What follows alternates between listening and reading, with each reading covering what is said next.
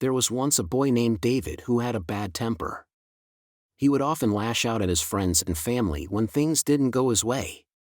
If he lost a game, he would throw a tantrum and blame others for his defeat.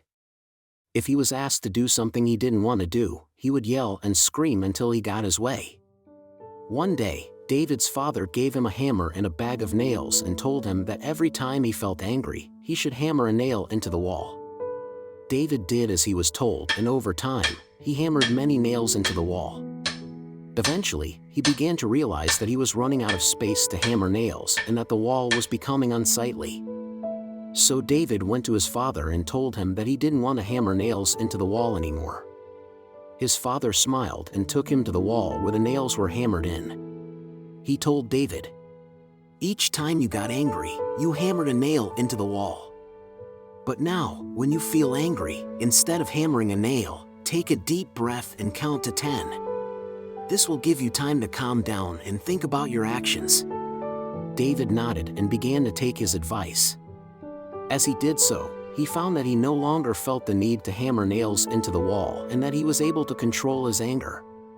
The father then told David, "Now, every time you manage to control your temper, you can take a nail out of the wall."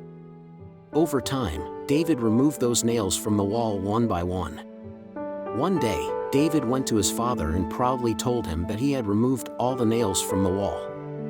His father smiled and said, "That's wonderful, David. You've come a long way in learning to control your temper." The father then pointed to the holes left by the nails and said, "Look at the holes in the wall. They are like the people you have hurt with your anger.